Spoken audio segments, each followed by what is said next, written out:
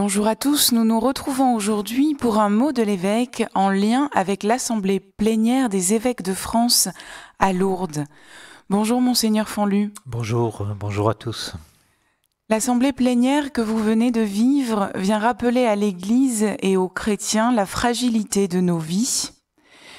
Pouvons-nous débuter cette émission en évoquant les vives émotions provoquées par les révélations de certains évêques ? Alors les émotions, elles ont été importantes pour nous évêques, puisqu'on s'est retrouvés en portant chacun un peu dans notre cœur la situation de Monseigneur Michel Sentier. Et puis donc au cours de l'Assemblée, il y a eu la révélation concernant le cardinal Jean-Pierre Ricard. Mais ces émotions, donc elles étaient à la fois d'incompréhension, enfin de souffrance, de difficulté de comprendre ce qui avait pu passer. Elles étaient aussi très marquées par toutes les blessures ou les souffrances que manifestaient beaucoup de chrétiens. On se rend bien compte que le peuple de Dieu, dans son ensemble, est très secoué, très inquiété par ce type de situation. Et donc voilà, il nous fallait à la fois réagir vis-à-vis de nous-mêmes, puisque c'est des frères dans l'épiscopat qui sont concernés, et donc ça vient nous toucher très en proximité. Et puis il nous fallait réagir aussi en pensant aux prêtres, en pensant aux chrétiens, à l'ensemble des membres de la vie de l'Église, et y compris aussi des personnes de la société, qui peuvent remettre très fortement en cause, si ce n'est la confiance, la confiance et aussi l'estime qu'ils peuvent avoir vis-à-vis de l'Église. Saint Bernard disait, et les émotions sont légitimes, mais j'aime à le citer, il disait que notre travail d'homme, c'est de ne pas se laisser emporter par ses émotions. Comment fait-on dans une situation où nos émotions peuvent parfois prendre le dessus ? Je crois qu'on essaie de se parler. On essaie de s'arrêter, de se parler. C'est ce qu'on a beaucoup fait pendant cette assemblée. C'est-à-dire que d'essayer de laisser s'exprimer la parole des uns et des autres, et de faire aussi que cette parole progresse et nous fasse avancer ensemble. J'étais, moi, personnellement, assez impressionné de ce qui m'a semblé être un peu la maturité d'une assemblée, c'est-à-dire qu'on ne s'est ni effondré, ni je crois qu'on n'a pas cherché à être à côté des questions qui se posaient à nous, mais on a essayé de les regarder courageusement, aussi lucidement qu'il est possible, qu'il nous a semblé possible, et à partir de là, essayer de faire un chemin pour en sortir avec des perspectives plus précises. Alors, quel a été le travail de fond durant cette assemblée plénière ? Ce travail, ça a été ça, je vous dis, ça a été de se parler, ça a été d'approfondir, ça a été de prier, ça a été aussi de porter ça devant le Seigneur et devant notre ministère qui est reçu de lui et à qui nous le devons et à qui nous le restituons d'une certaine manière. Et puis ça a été de chercher à partir de là, de comprendre un peu ce qu'on a pu appeler les dysfonctionnements, les éléments qui ont fait que, en particulier autour de l'affaire de Michel Sentier, tout ce qui a fait que ceux qui auraient dû être annoncé ou connu à un moment donné ne l'a pas été.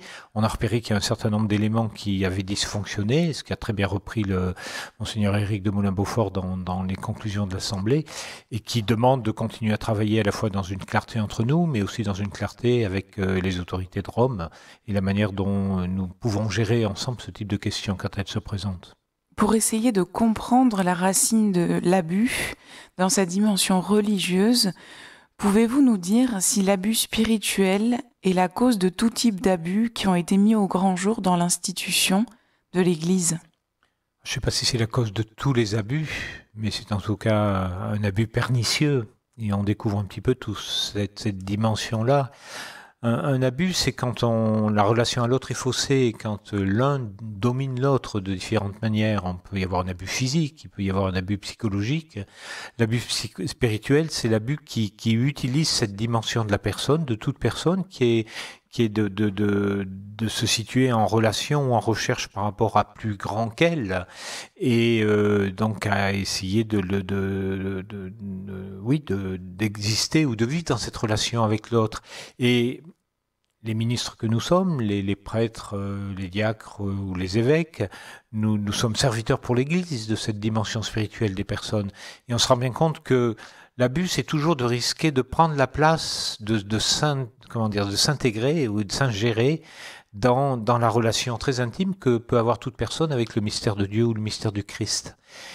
Alors que nous sommes invités à la servir. voyez, c'est cette espèce de dévoiement du mystère de la relation entre toute personne et Dieu ou le Christ ou une dimension plus haute pour elle, et s'insérer là-dedans et ou chercher à faire passer cette relation par ce que nous sommes soi-même, vient à ce moment-là fausser tout cela, quoi. Et on découvre combien dans tous ces abus qui sont devenus des abus sexuels, on découvre combien la responsabilité qui est la nôtre, le pouvoir qui est le nôtre à cause de cela, est aussi à utiliser avec beaucoup de vigilance pour pas créer ce type de dérapage, quoi. Le pouvoir qui est le vôtre, mais qui ne vous appartient pas non plus, Bien puisque vous parliez de vos frères évêques, ce pouvoir vous est donné. Ce pouvoir que nous recevons, bien sûr, qui donc est un service, hein, le mot ministère signifie cela, c'est d'abord un service des personnes, et quand on cherche à utiliser pour soi-même le service qu'on a à rendre à d'autres, tout devient déplacé et déformé.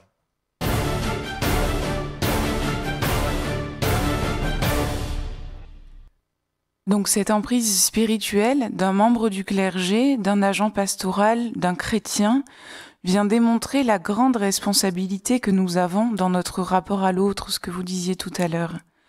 Comment prévenir de l'abus spirituel à tous les niveaux dans l'Église ?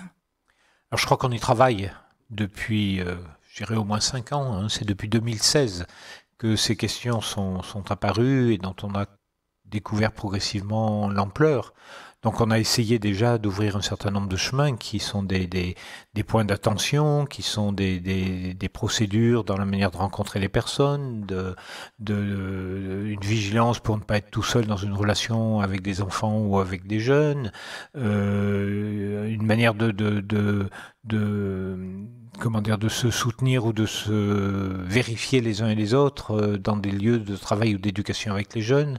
Dans les diocèses, on partage un certain nombre de protocoles et on essaie donc de céder à cela. On essaie aussi de céder à une vigilance pour mesurer qu'il peut y avoir un certain nombre de fonctionnements dans l'accueil des jeunes, dans les établissements scolaires ou autres, qui peuvent nous paraître sans incidence et où il peut y avoir parfois des attitudes auxquelles on n'est pas toujours très attentif et qui peuvent prêter à confusion, qui peuvent poser question. Donc c'est tout ce travail-là, un peu de lucidité que nous essayons de faire progressivement, et puis en sachant aussi que ça vient interroger chacun sur son attitude profonde, quoi. Vous avez écrit, suite à l'Assemblée plénière à Lourdes, vous avez écrit une lettre qui est adressée aux catholiques du Vaucluse. Je vous cite, vous invitez à ne pas renoncer, à continuer à chercher, à accueillir, à vivre et à témoigner de l'accueil du mystère du Christ mort et ressuscité. Pouvez-vous nous éclairer davantage dans ce contexte ? Oui, c'est une expression peut-être rapide, hein, dans le courrier que j'ai voulu adresser pour accompagner le message des évêques à la fin de notre assemblée.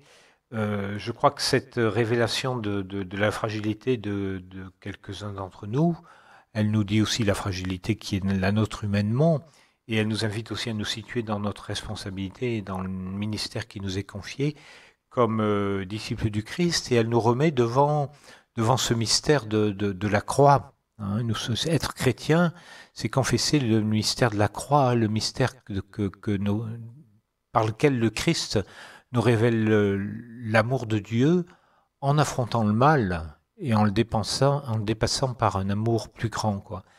Le mal, il nous entoure de partout, hein. Le péché, c'est quand nous consentons nous-mêmes au mal et que nous le commettons.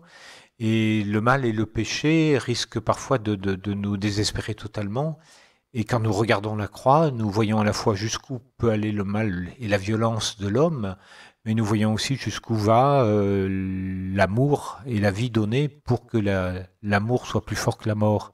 Et donc ce mystère de la croix, nous sommes peut-être invités, me semble-t-il, à le contempler davantage dans cette période-là, quoi, pour nous dire que nous participons pour une part au mal que nous voyons ou que nous provoquons parfois. Et en même temps, nous sommes invités à découvrir que le mal n'a pas le dernier mot, et que ce dernier mot, c'est le Christ qui nous le manifeste dans cet amour qui est plus fort que le mal et plus fort que la mort.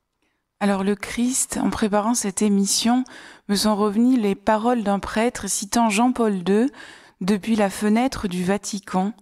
Jean-Paul II disait à la foule qui était sur la place Saint-Pierre, je cite Jean-Paul II, « Le Christ ne peut-il pas à lui seul combler le cœur d'un prêtre ?»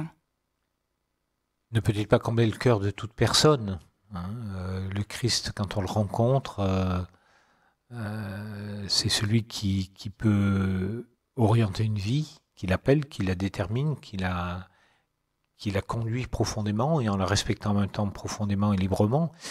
Mais vous voyez, on peut penser à la figure de Pierre, de Saint Pierre dans l'Évangile. Pierre, c'est à la fois celui qui s'est laissé appeler et entraîner avec beaucoup de générosité et d'enthousiasme, et c'est aussi celui dont un certain nombre de pages de l'Évangile nous révèlent les pauvretés, les fragilités, les limites.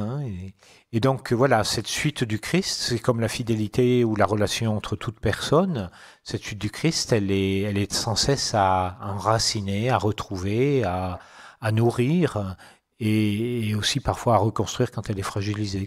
Donc c'est vrai pour tout chrétien, pour tout baptisé, je dirais, et c'est particulièrement vrai pour ceux qui orientent toute leur existence dans une suite effectif du Christ et dans un témoignage pour d'autres de sa présence et de ce qu'il apporte à nos vies, mais je l'élargirai vraiment à tous les croyants, comme à toutes les personnes qui vivent des relations en profondeur et qui sont invitées sans cesse à en retrouver la vérité et la fidélité.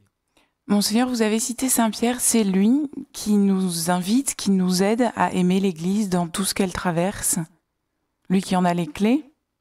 C'est lui qui nous accompagne, je crois. Il nous accompagne à la fois dans son enthousiasme et sa manière de suivre le Christ, et puis qui nous aide aussi à ne pas désespérer quand nous en mesurons nos fragilités. Il ne s'agit pas d'excuser quoi que ce soit. Il ne faudrait pas que mes paroles ce matin donnent l'impression d'excuser la gravité de ce que nous découvrons, mais c'est aussi une manière de se dire que l'amour du Christ est plus fort que cela, et Pierre en fera l'expérience. Cette magnifique page où Jésus le rencontre au bord du lac après la résurrection, où par 3 fois il lui demande « Est-ce que tu m'aimes ? Est-ce que tu m'aimes vraiment ?» et qu'il lui dit « Sois le berger de mes brebis ». Et c'est cette parole que nous accueillons, que nous réaccueillons sans cesse, et qui nous invite à la fois à beaucoup plus de vérité et de clarté dans notre manière de répondre au service auquel nous sommes appelés, mais qui nous appelle à la confiance et à accueillir la miséricorde du Seigneur quand nous sommes aussi fragiles. Merci beaucoup, Monseigneur. Merci à vous. Merci à tous de nous avoir suivis. Vous pouvez retrouver cette émission sur le site rcf.fr et sur la web télé du diocèse d'Avignon.